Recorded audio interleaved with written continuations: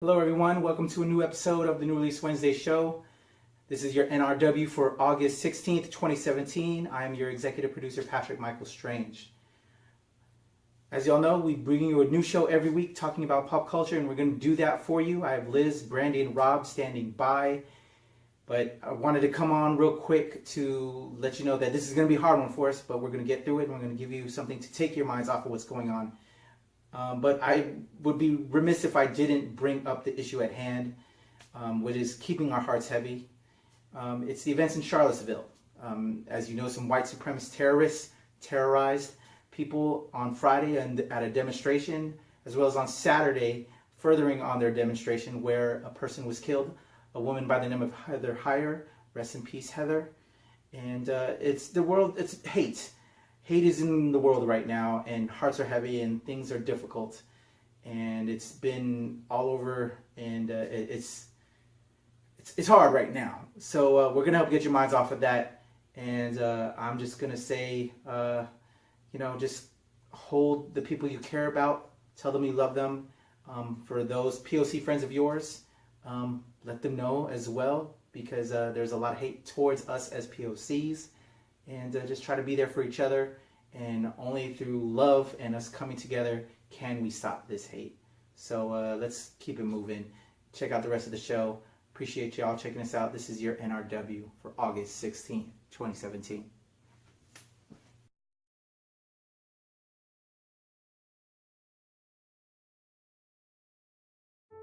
Lightworkers are those who volunteered before birth to help the planet and its population heal from the effects of fear. Each lightworker is here for a sacred purpose.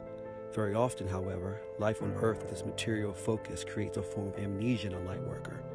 They then forget their divine and perfect identities and also their abilities to miraculously help the Earth and all living creatures.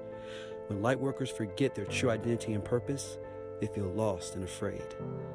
I am that lightworker.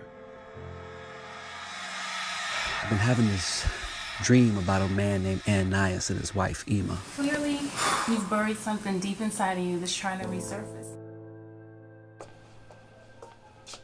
Oh, hi. Are you okay? I've dreamed of this for so long, of how you would look and... Get some sleep. But there are things that we need to discuss, Ananias. Since meeting her, I know words and languages that haven't been spoken in over 2,000 years. I know mathematical equations that have never been taught to me, but somehow I know like it's second nature. Maybe this is all happening to me because I'm supposed to fulfill some kind of higher calling.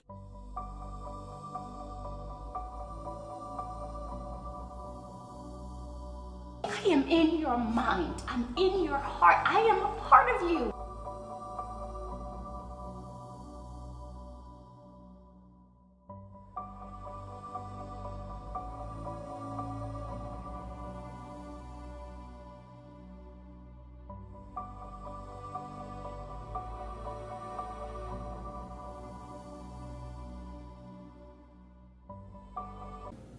All right, guys, due to the political climate, real quick, like Cap said, what would Cap do? You punch a Nazi. We're going to talk about our favorite moments of some Nazi punching in comic books. Yeah. Let's do it. Yeah. So mine actually is Cap punching a Nazi. Captain America comics. Captain America comics way back when. Yeah. With Hitler. Was that Kirby who did the cover? I think Kirby. I think so. Joe Simon. Oh. Joe Simon wrote. Was the writer. Yeah. Joe Simon, Jack Kirby created Captain America. Mm-hmm. But was it Kirby that did the That's a good question. Oh, fucking Google. Nerd cred. Did the Nerd actual cred cover? question. Nerd cred. You know what? You answer that question. Let's give him a prize. So I love this moment so much that an artist friend of mine, Nick Macabiak, who used to do a lot more conventions, he's gotten married, sort of dialed back a little bit. He did a piece where he drew out Cap punching the shit out of Hitler, and I bought it. I had it professionally framed, and it hangs in my house along with his business card because I gave credit where credit is due, and it is a gorgeous piece. And I think, that is definitely my favorite moment. It is classic, it is iconic, and it basically says everything that you need to say. America, what do you do when confronted with pure evil and hatred? You knock the shit out of it. There you go. There you go. I like that. It's a good moment. Yeah. Goddamn. Who's next? I'll be next. Oh, yes, ladies. America. America. America. See my America shirt. Team America, right? It's actually a very. I know, right? Yes. All right. So my moment would be. It's a very obscure, but it is the Batman. It was a Batman Captain America crossover. Okay. And we had Red Skull. Yeah. It's great. And then the Joker kind of joins up Oh, with the yeah, Red yeah, Skull. yes. And he's fighting with them like, yeah, you're the bad guy and I'm the bad guy. And all of a sudden, this moment happens where there's a swastika on Red Skull's like outfit, and the Joker stands there and he goes, wait, this isn't a mask? You're a Nazi? And Red Skull's like, yeah. And he goes, dude. He says, I'm a criminal lunatic, but I'm an American criminal lunatic. I'm gonna kick your ass. And he starts fighting Red Skull. I was like, the Joker is fighting Red Skull because he's a Nazi.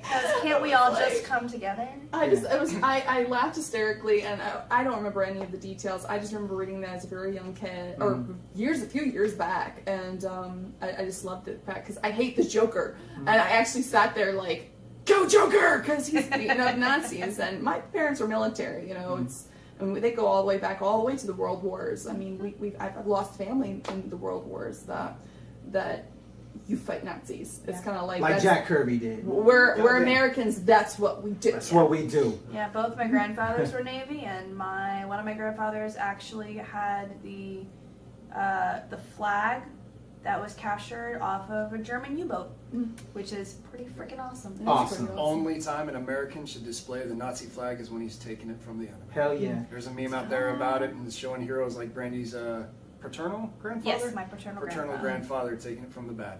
Love it. Why don't you take the next one? I've been, we talk about comics referencing politics and all that stuff, and obviously the Kirby cover. And what's really cool is when you hear Tom King talk about Mr. Miracle and all that stuff, the frame that Kirby was writing everything from, he's a Catholic, he went to World War II, he saw combat, so he's taken like all of that, the extremes, and that's how that plays out in New Gods. And I don't know the quote off the top of my head. You can find it from last week's comics, and it's out there, it's worth it. And that's how everybody, the whole internet, at least the Twitters, are saying Tom King gets this. Totally worth the time and trouble. When I was growing up, I read the Adventures of the Teenage Mutant Ninja Turtles, and that's when Archie bought the rights to the TMNT. And this was before I read the X-Men.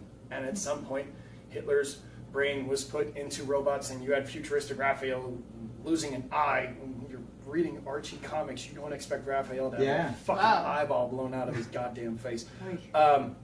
Him beating the fuck out of this thing, like, let's just reiterate, and all your 9-year-old readers, like, Hitler in any way, shape, or form is bad. Yes. So that's pretty cool. The biggest laugh I ever got out of the fucking Nazi rig was probably Daniel Way and Steve Dillon, who just did everything. Wolverine Origins, which was a cash cow after, it was Steve Dillon art. It was an excuse for Steve Dillon art, so it was okay. But it was right after Wolverine got his memories back, and Daniel Way is telling the stories of how Wolverine got it, all that crap. And it ties into Captain America 4-parter, which had a really cool part about Captain America that is more about leadership, like kicking Nazis in the face. Wolverine and Steve, as spies, are sitting down somewhere in deep Germany, and Baron Strucker walks by in full Hydra regalia, and Logan gets a round of drinks, and I don't think it's with Seraph. I can't remember who they're drinking with. And within earshot of him, as they all toast, he screams L'chaim at the top of his lungs. And I thought that was just, I laughed. I've never laughed out loud at Daniel Way stuff. His stuff's funny. He did funny Deadpool. It's the funniest goddamn thing I've ever seen. So that's awesome, and that got me to yell L'chaim, and I'm not Jewish at all, but just like remembering Wolverine's spirit with that is really funny. Ennis clearly hates him. They are enemies, and there's a character, Gunther, in Preacher, who you find out leaves Germany to come to the United States to live in a small little town called Salvation, where he just embraces the American dream, and once the reality of who he is sets in, hey, I did the secret police stuff. I went after we took teams, and I harassed the people, but I'm here living as an American, so can't you forgive me? Can't you understand me? And Jesse Custer hands him a noose and says some things you never can walk away from. Which was a brilliant way. I don't think the TV series is ever going to have the balls to touch the senior of something like this. The weight of something like that. Yeah, the terror of it's just. It's been a week since I talked about Hitman, and And when they tie in the Lords of the Gun, because Hitman originated with all of his stuff in the Demon, when they tie in how, and this came back in when Steve Orlando's Midnighter trade hits, I'm going to review that as well because he brought this old Hitman villain. But when you find out that this 10-armed Nazi demon is actually 5 cowardly Nazi officers who serve the Lord of the Gun, who run around there and just do their... Tommy hits them with one bullet that brings them back to those 5 petrified police. We were just following orders. We were just doing what we were told to do, and how he guns each and every one of them down. Oh, it's fucking brilliant. Ennis gets it. Those are great picks. All right, for Sorry, you. I had a No, lot. but those are awesome picks. You've got lots to say. That's good. I think Nazis are probably our favorite villains because they are true evil. They are villains, Always the face. and as a POC, fucking they evil. represent hate. And to me, they're the villain KKK. The Nazis, they're evil, and I hate them with so much. So anyway, What's your moment? for me, there's so many favorite Nazi punching things I like throughout all of pop culture, but I would say my favorite would be, and everybody's showing that meme, and I actually did it myself as well, is Indiana Jones punching out the Nazis. Raiders of the Lost Ark featured my 2 favorite things I hate: the Nazis and snakes. Oh yeah. I have a tremendous fear of snakes. I hate snakes. I love snakes. But if there's anything I hate more, They're not as bad as Nazis. there's not as But bad they as are pretty Nazis. bad. And so Raiders of the Lost Ark, Indiana Jones, well, all the whole Indiana Jones. I'm a big Indiana Jones guy, but Raiders of the Lost Ark and Indiana punching out the Nazis there.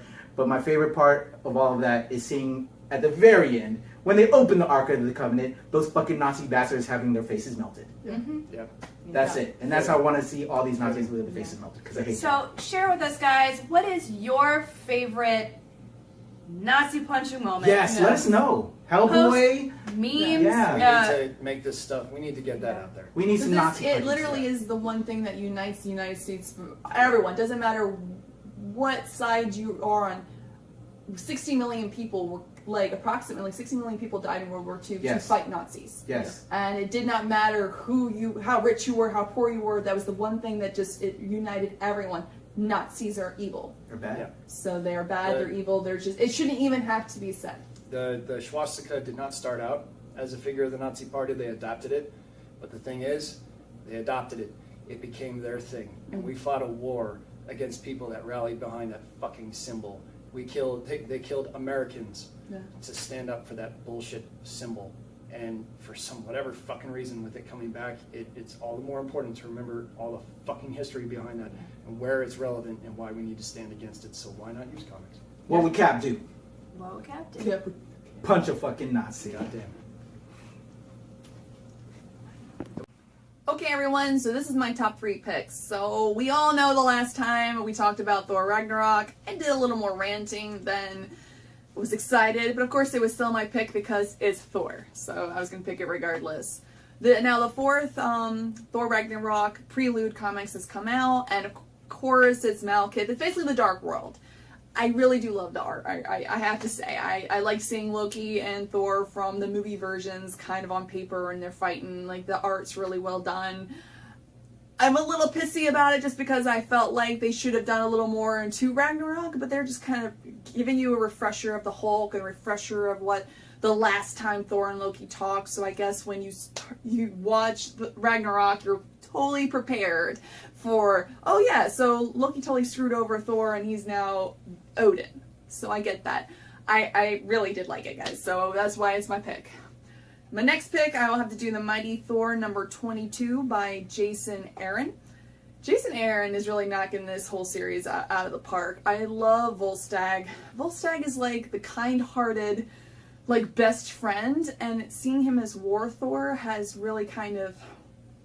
It's interesting because all of the other Thors are very much into honor and valor and must, have that kind of,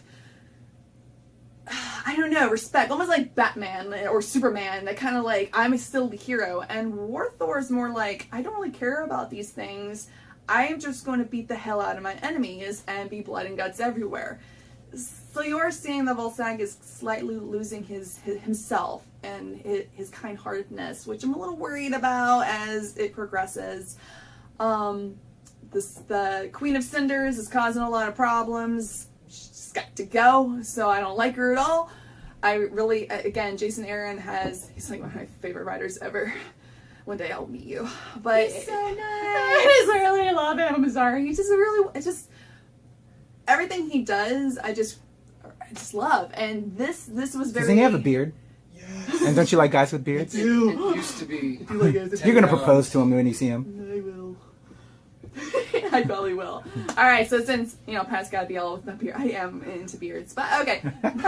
my last pick, thanks guys, is Winnebago. Remember we talked about this in the first one and how it's like, I love horror-based games, movies, and comics especially. And it is by Steve Niles, and the artist, which I really want to talk about, is Allison Sampson.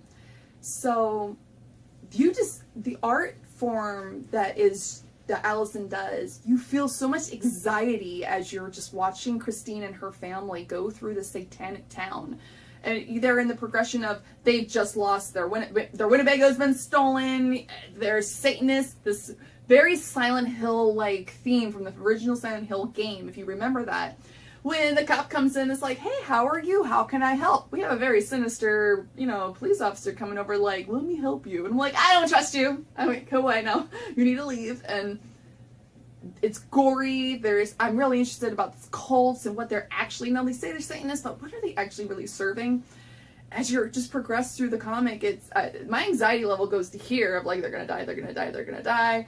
And it's just, I love it. I feel like Allison has a special ability with how she's drawing these pieces where she's able to get into your mind and actually give you a physical reaction. Because most of the times when I'm reading something, I'm like, especially like with Jason Aaron, when I'm reading it and I'm going through it, I'm like, I start cheering for a War Thor. I love artists and writers who can do that for me. Other times you're like, okay, like Ragnarok, I'm like, okay, got the story, done, put it down, go get another volume. For this one, I'm very emotionally invested in all of the characters, and I'm actually worried for all the family.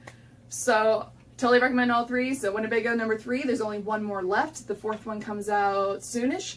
Then we got Mighty Thor 22 and Thor Ragnarok. So, those are my picks, guys. Liz, imagine if Tom Hiddleston had a beard. He has had a beard before. He looks beautiful regardless. Oh, okay. Alright, go.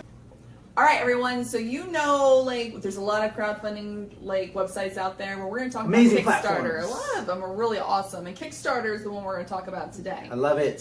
So, what is your experience with Kickstarter? So, I am the president of a nonprofit called Studio Cosplay, and even though we closed our doors of our makerspace, we're still keeping it open in essence for mobile, but we funded the 501c3 nonprofit through Kickstarter. And it was the best one for us, I believed, because it was very organized because we had a lot of rewards that you could do for different tiers, and I love the customer service that was there. But I found Kickstarter to be very easy and user-friendly to use. And it was a very successful Kickstarter, and we appreciated everybody who worked, who donated, and we still appreciate you. Awesome. So, there's a lot of other crowdfunding type websites out there, but Indiegogo, Kickstarter, GoFundMe. Yeah. I've backed over hundreds, literally hundreds, and I actually get people that sit because I back so many. I have people that, hey, can you check out my Kickstarter? Yeah. All that, and I think there's like a thing out there that people can find out who. And being on the other side, so there is. So Yeah. and when you have the admin side, I can see Oh yeah, I remember that. the visuals, so I can see what other people are donating and say, oh, dude, so you just donated to all these makerspaces. Look at our makerspace, kind of. Yeah. I was probably one of the first adopters of it, and I had successfully had one of my films that I did way back when. Look at you, groundbreaking. That earn some money off of it. So it's amazing. And for all you creators out there that looking to have your project, your dreams made reality, these platforms like Kickstarter, one of my favorites. So we're going to talk to you right now Let's about make some dreams reality. a couple of the Kickstarters that we are either interested in, would like to help promote, that are doing amazing things. And one that I want to talk about was actually brought to my attention by a lovely friend of mine. Her name is Lauren. She goes by Baltimore Lauren. What up, love? What up, Baltimore Lauren? Be more. She now works as a writer for Bleeding Cool, and she does all kinds of shit because she's a fucking badass. Watch out, girl.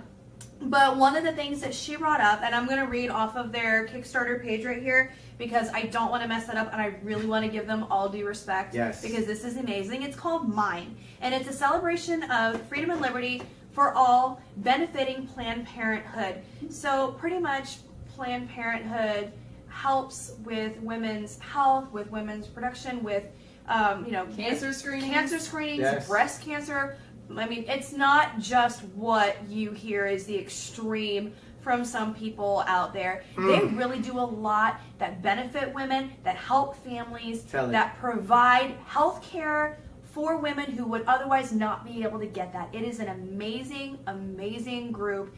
And so this is benefiting them. So as read from this lovely little page here, Mine features stories about trailblazing women like Margaret Sanger and Emma Goldman, civil rights leaders like Gloria Richardson, a person's first time going to a Planned Parenthood, debunking myths about sex, STI screenings, HIV, AIDS treatments, and prevention, as well as fantastical stories with superheroes, Greek mythology, and a future both with and without Planned Parenthood. They have creators that have contributed to this, like Neil Gaiman. Oh look, coming full circle with that. Sandman, Death. Gerard Way, Becky Cloonan, Corinna Bachacco, Gabriel Hardman. Guys, literally, I could go through this list. Wow. Mark Wade. Yeah. I mean, it goes on and on and on. If you can't see how many people have contributed this, go to the website. Go to their Kickstarter. Again, it's called Mine!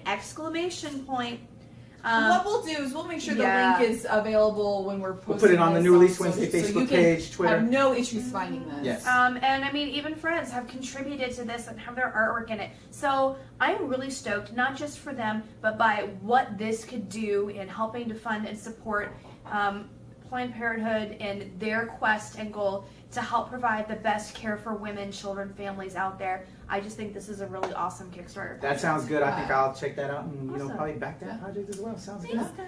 Project I would love to see you all back. And as we started off the show, it's kind of a crazy situation right now when we miss a previous president. I know I miss the previous president.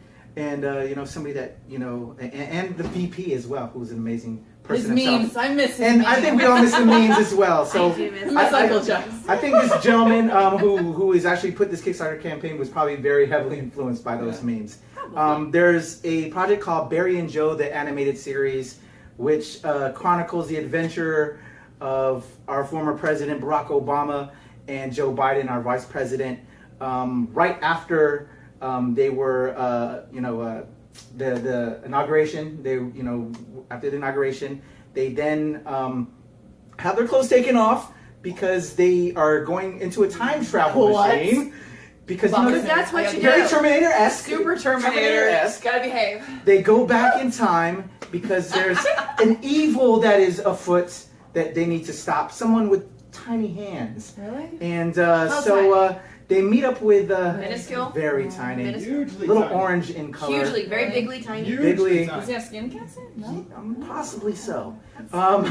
They go back in time to stop this threat, and helping them along the way is Neil deGrasse Tyson What the hell? in current time. So it's an amazing project. The notorious RBJ makes an appearance. Ruth Bader Ginsburg. I just love everything about this possible animated series. It's called, again, Barry and Joe, the animated series. Their campaign is trying to raise at least $50,000 is what we saw. No, this was for Mine. Oh, okay. But they need money as well. Yeah. And again, we'll post all the links for Yes. this because sometimes we'll say a name and people will be like, Yes. "Well, I wish it would have been easy to find." We'll make it so easy. Yeah, we'll for you make to it find easy. that. I think I already posted this on the New Release Wednesday page, but we'll post it again, as well as the Planned Parenthood project. But they're trying to get money for the pilot episode to do a full-fledged animated series, and I'm hoping they actually make a comic book as well, because the artwork that I've seen, I know awesome. my boy Rob has already seen a little bit of it as well. I showed him. It looks so phenomenal. Yeah. It looks so amazing. It looks so good, and it has everything that if you love Barry and Joe, you love those memes.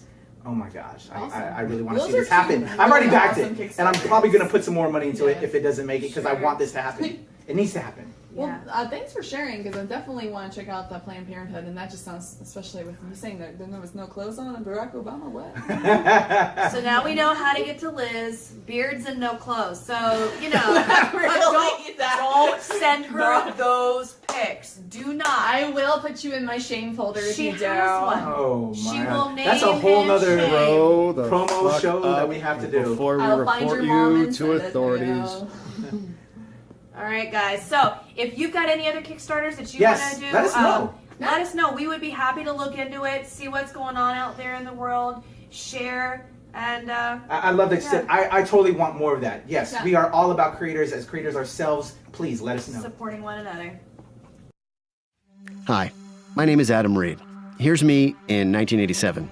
Jumping forward about 30 years, if you're like me, you're more than a bit concerned about the fate of our country, our planet, and humanity itself. While I think we need new heroes to step in and stand up for what's right, I can't help but intensely miss Barack Obama and Joe Biden. So, what's the story? Moments after the inauguration of the 45th president, Barack Obama and his best friend Joe Biden were escorted to a secret lab run by a team of the world's greatest scientists. Obama and Biden were asked to take off all their clothes and hold very still in a fetal position until they felt a painful tingling sensation. And then they vanished. They would awake to find themselves inside of their younger selves, driven to find each other and together change history for the better. Their only guide on this journey is Neil deGrasse Tyson, a brilliant astrophysicist from the present who appears in the form of an augmented reality that only they can see and hear. Barry and Joe is an adult, animated sci-fi sitcom, and every episode will follow Barack and Joe as they leap into the past and change a part of history. You'll never see Donald Trump's face, and in this way, he's kind of like our Dr. Claw from the original Inspector Gadget cartoon. Barry and Joe must constantly face their worst fears as the combined forces of Trump, its henchmen, and the Russians show up and fight them for control of the space-time continuum. This Kickstarter is to help us raise funds to fully produce the prologue show open and a mini-episode pilot as proof of concept for the series. Please join the fight to help us save the future. Top picks. So, my keyword. So, let's do this. Dark Knight Metal Number 1 by Scott Snyder. Art is Greg Capullo. Guys, we talked about this before. This is one that has everybody excited. It has Scott Snyder himself excited. He's been talking about this for the longest time. He has been looking forward to this. And when you have a writer who is as into what he is doing as Scott Snyder is, it really is infectious. It's contagious. It makes you want to read it. So we've had all of this stuff building up to this ultimate storyline with Batman in Dark Knight's Metal 1. We're going to get the DC universe in peril, ultimate upheaval. Superman and all the other heroes are going to have to combine and figure out what the hell is going on.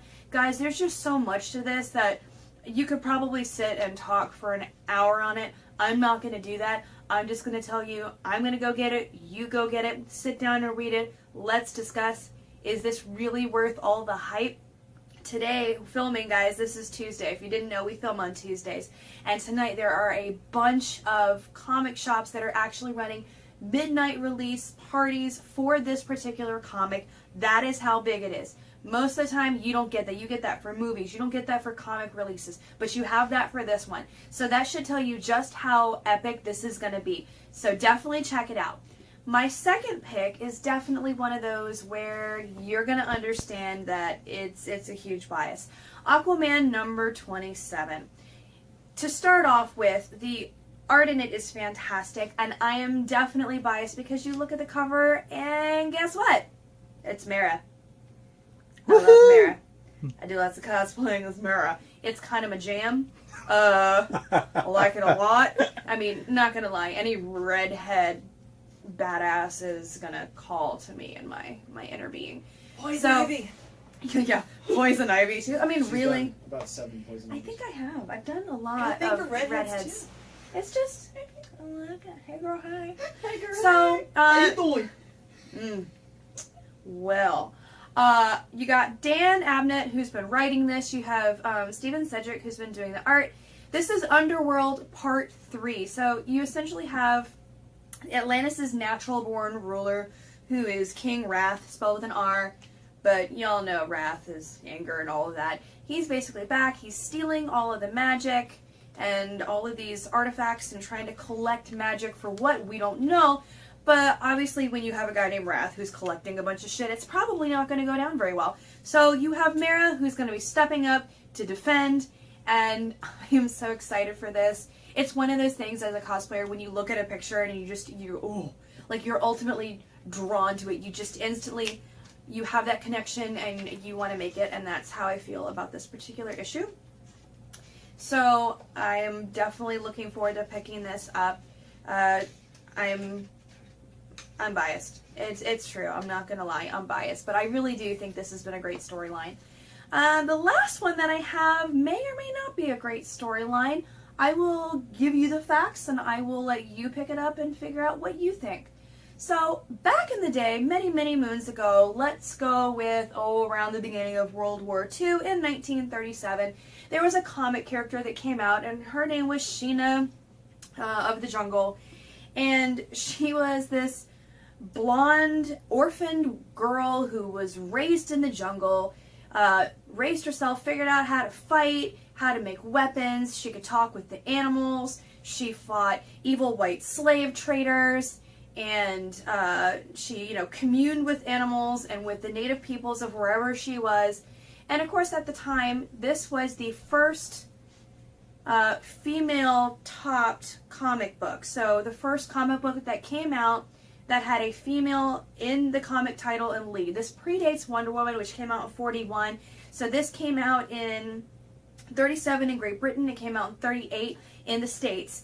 And at the time, it seemed to work because, you have white America, you have white Europe, and this is what they were interested in. She even made, I think, 59 of the top 100 sexiest comic book characters. I mean, what's not to find sexy about it? It's a busty blonde chick in a partially torn leopard print, bathing suit.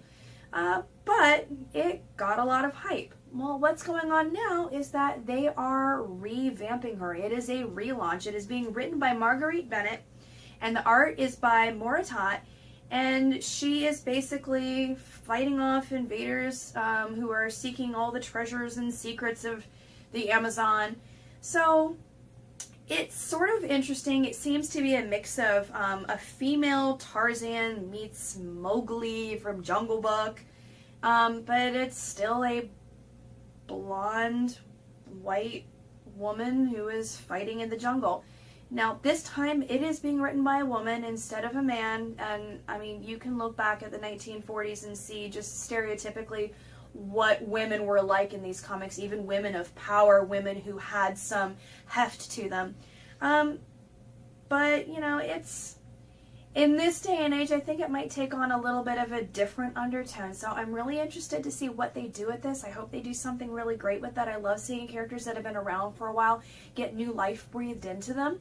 So this has the potential to be absolutely amazing. This also has the potential to bring up some huge issues and highlight a lot of the problems that we're seeing in society and our culture right now. So I'm not sure exactly how I feel about this, but I do want to bring it to your attention. I do have an interest in reading it, and those are my top 3. Look, guys, we're doing a thing together. We're that married couple. Is it gross yet? Are you throwing up? Let's just talk about Sure. David Tennant. Oh, yes. See, this is how you know it's a good marriage, when they allow you to do these sorts of things and without, too much grief. So, guys, there's some casting news that we have to talk about. Neil Gaiman's Good Omens has just cast its 2 main characters in the form of Martin Sheen, who you may know from Masters of Sex, who is a really great actor. The show a little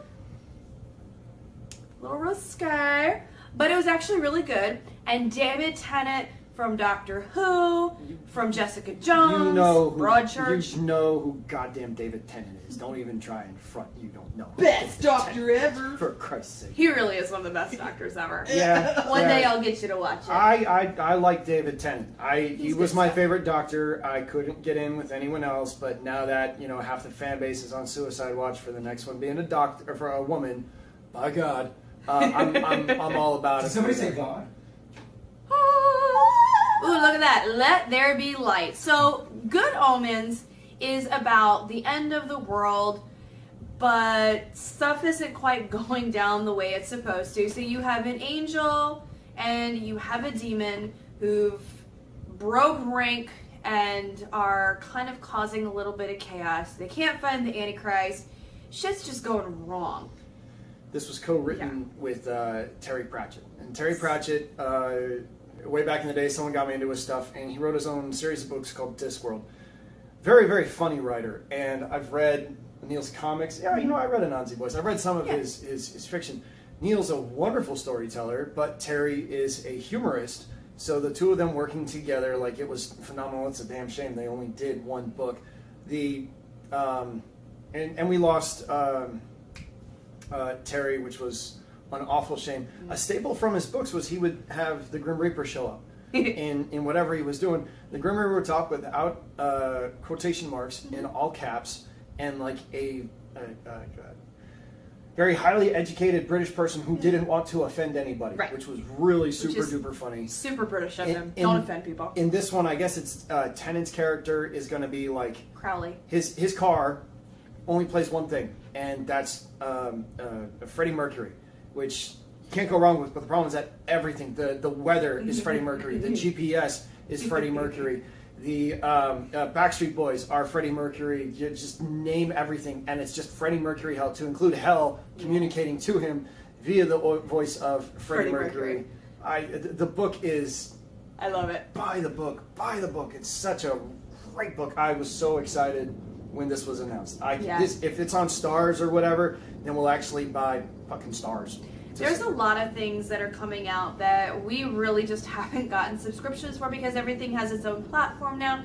But when it comes to great writing, great storytelling, fantastic actors, you kind of have to fall in. And to be honest, with all of the things that Rob has talked to me about, because this is a story that he has shared with me, it's not something that I have read far prior to now. Him making me laugh, just 10 years ago. recounting some of this to me. Don't. That makes me feel old. Wow. God, okay. Guys, we're getting there. God, I read that 10 years ago, but I can still remember it. It is such a good novel. Yeah. Hey, you know what else I remember 10 years ago? We were dating. Yeah. When I proposed. What a great face to make after I mentioned proposing. Anything else you want to add about David this? Tennant has been rumored to be coming back for season 2 of Jessica Jones, which that too. I like.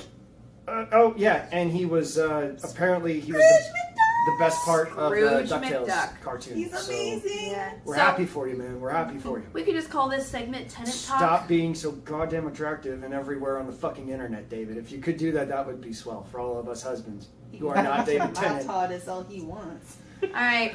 So I think we Grow should... a beard, and Liz and Brandy can fight over the show on you. But I like you. You better. Yeah. Mm-hmm. You tolerate me. Mm-hmm. Oh, look how gross they are. Are we done? Yeah, I'm just gonna, Good Omens. Promoting Good Omens. Fat Bottom Girls is gonna be in my head for the rest of the evening. Alright. Bye, guys. So, we've got the premiere of the Six-Pack and Dog Welder Hard Traveling Heroes trade coming out this Wednesday by Garth Ennis and Russ Braun. And after leaving the Hitman world behind for about 9 years, Garth and John McCrae, co-creator, went back to the Cauldron in 2015 with All-Star Section 8, which was hysterical. They did their 6 issues, and then after that, McCrae announced that he wanted to write and draw his first story. McCrae's been an artist for 30 years.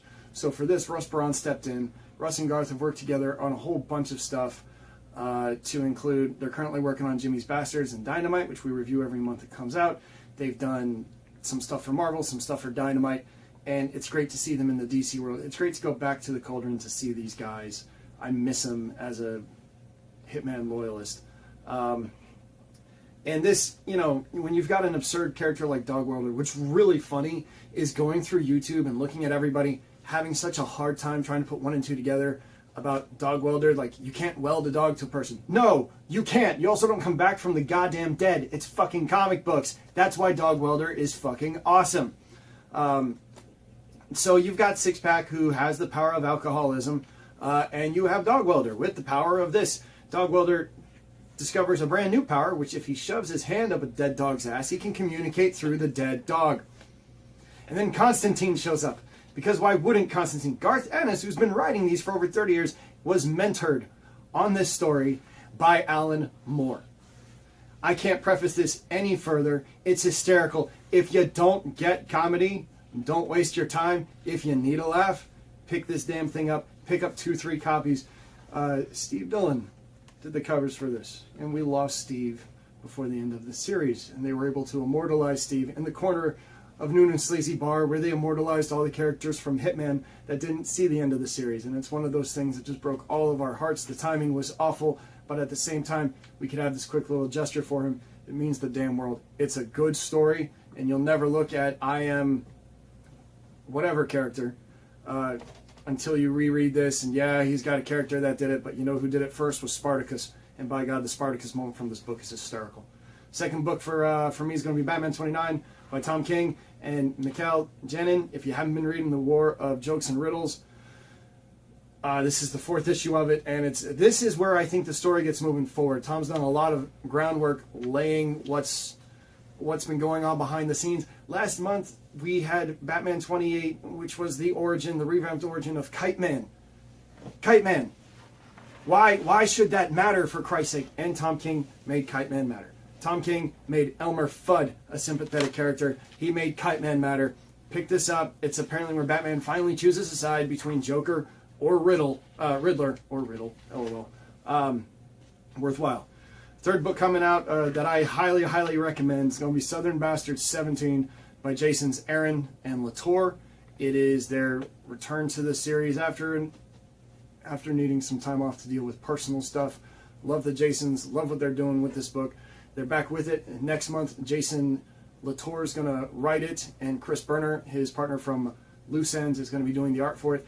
This is it's part 3 of Gut Check. They're setting up the return of Roberta Tubb, and there ain't nothing like a Rob holding one of these crazy thumper sticks to really drive and capture my attention. The alternate cover to the book is actually Cliff Chang's take on Roberta, looking over the ghost of the tree.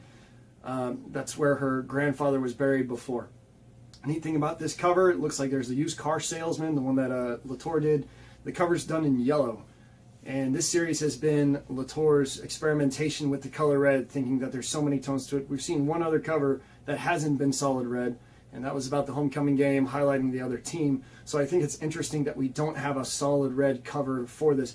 Chang's alternate cover is solid red, and this is 17, 18, 19, 20, and I think up to 22 have been revealed. They're all solid red, so I'm curious why we get a yellow cover, but I'm looking forward to it. It's the best damn book. This won Eisner.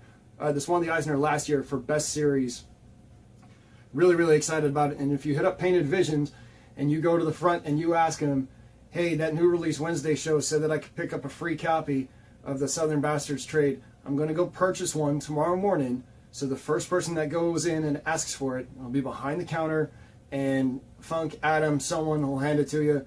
Just get started on the series. It's the best damn thing out there. Mighty nice of you, man. Say again? Mighty nice of you, man. Oh, I've bought 19 copies of it. It's a great book. It is a phenomenal book by these two. I got this signed in 2015 when this could get into a convention. It won't now. But right down here, and I hate to point this out to our beard lovers in the audience, is Jason Aaron's wife's signature. So if you get on the Facebook's eccentricities... Hey, bring it closer. Let's take it closer to the camera so we can check that out. I'm totally relying on you. Nice. My eyes go in multiple directions, but I have no idea if this is centered or not. We see it. It is a thing you get on Facebook, Eccentricities, Mosaics by Kelly Aaron. Homegirl runs her own shop. It's awesome. Go buy stuff because most of the profits she donates to the LGBT QIA. Yeah, she's all about that. So go support Kelly and then go support her husband and pick this book up because it's worth the time. So real quick, to reiterate, you're purchasing, you believe in this book so much, a copy of the Southern Bastards trade, or? The soft cover, the volume 1. Okay. The first 4 issues, go read about Earl Tubb, who without a doubt is probably the greatest comic character I've read that I've seen created in the last 3 years. So Rob got me one. Even more than Shirtless Bear Fighter. And I'm sorry, Shirtless Bear Fighter. That's another awesome book. Same matter. Sebastian Gerner, and we'll see him grow. And thanks, guys, for following us on Twitter and everything. We appreciate it. We love you, shirtless bear fighter. When Retweeting us and everything. Especially if you wear a beard. We love them beard guys, man. So, copy of the trade, soft cover. You're going to pick it up if you head over to Painted Visions in Woodbridge, Virginia. You need to read this. Shout out New Release Wednesday. Special copy from our man, the Gibosaurus, Rob. Hey. Thank you. All right. Appreciate it. Our show. Yeah, that's it. And unfortunately, I'm going to be gone for 2 weeks, so you're going to miss me, I know. But I'm actually going to some exciting stuff. Yes. So, tell everybody all about it because you are amazing as a filmmaker, as a creator. well, thank you. And Well, you're going, and you've got. I'm yeah, spoiling. no, I'm no, spoiling. you're fine. I'm happy for you. I appreciate that. Well, next week I'm going to be in Vegas, attending. People know my background is I'm an actor, and I. Producer, filmmaker. Well, yeah. Push some shoulders off. Well, but I directed and wrote a film called Face Them, it's basically a PSA of the mental deterioration of a woman who has been sexually assaulted. And it brings up a lot of issues of mental health and bringing up Very important subject. Starting the conversation. So I was an official selection for 2 film festivals in Vegas, Action on Film and Hollywood Dreams, and the film will be premiering on the 23rd. So I will be gone all next week, attending this festival with the amazing Growth Media Productions with Clint and Darla Gage. I mean, Clint will be there representing. Darla's holding down the fort, but I'll be there with cast and crew, and we're going to be just kind of participating. And film festivals are awesome because you get to meet a lot of the the directors, producers, actors, the seminars, networking. I'm really excited. So, and I've never been to Vegas either, so that's a little late. Really? Yeah, so it's my first time being there. Where are you staying at? The Palms. So we'll be there. And so if you guys are, I don't know if you know anybody in Vegas or if you're in Vegas and you're watching the Palms. I mean, technically it starts tomorrow, but I'll be there next week. And you definitely need to check out Growth Media Productions films. They have A Clean Exit that's going to be premiering.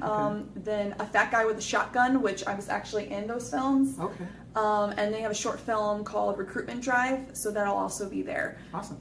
And then my film is Face Them, so I'll be gone that. So I'm also going to be gone the week after.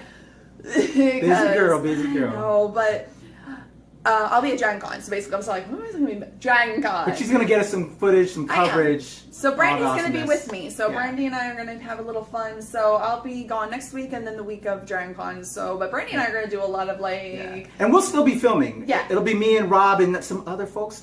One group who I have coming offhand. It's an actual little group. It's the lead guitarist, writer, and the drummer. Monday Mistress. Shout out to Monday Mistress. We'll have Joe on lead guitar and Mike, the drummer, on to talk about comics. You know Joe Carabeo from previous episodes of New Release Wednesday. He's been on quite a few times along with his lovely wife, Carolyn. So shout out to Curl Studio, Carolyn Belefski, Joe Carabeo, Mike Argle, Monday Mistress. Amazing band. They're going to talk about their new album and an upcoming show that they're getting ready to do at the Jam in Java. So even though I will be missing from a few episodes, just be like they're still filming and you're going to get some amazing guests. So wish her luck, y'all. You know, it's going to be awesome. Oh, my event. Your event. This Saturday, because our show drops on Wednesday, New Release Wednesday, and that's what we're doing this for, the events of the week. As y'all know, I'm doing my ums again. Why am I doing ums again? You're fine. I'm fine. Okay. It's because you're intimidated. And it's also really late. Yeah. Koslov. I am the founder of Koslov, along with a bunch of other friends. You know, we support hospitals, schools, the community, cosplay positively, all around the world, all around the United States. We've been doing a lot of back-to-school brigade events across the U.S., and we are doing one here in the local Northern Virginia area at the Hilton Springfield this Saturday, August 19th. We are going to be supporting Operation Homefront with their back-to-school campaign as they hand out backpacks full of school supplies. I'll be bringing in my cosplayers and my caricature artist friends and face painters, and it's just going to be a good old time as we give back to the community, supporting our military families. I think I've already put that up on the New Release Wednesday page because I'm also soliciting more cosplayers. If you are a cosplayer here in the Northern Virginia area and you want to give back, we'd love to have you out. And as well as we have an upcoming event, let me go ahead and shout out another one on August 25th upcoming Saturday, actually while you're gone, Yeah. we're going to be on Andrews Air Force Base, and that's probably going to be my biggest thing. station there. Oh wow! Yeah. Okay, small world. We're going to be doing another event there, and that's going to actually have a ton of cosplayers because I had so many people that were interested in giving back on that date as well. But if you want to give back this Saturday at the Hilton Springfield, August 19th, we're going to give back to our military families, show our love to the real heroes. Awesome. So that's our show, and I just want to do one little plug. Rob's birthday is on the 17th. Oh, so yeah. everybody in the comments should be saying happy birthday to Rob. Happy birthday, Rob. Rob, you're awesome, and I will see you when I get back. He's at Gibosaurus. You know, we throw our little, and actually you're probably seeing it right now, our Twitter handles. His is at Gibosaurus. Give Rob a shout out, a happy birthday shout. Hashtag happy birthday, Rob. I'm all about birthdays. Okay. All right, guys. Till I next finally week. gotta go. I gotta go. Bye. We're out of here. All right, bye. Boom.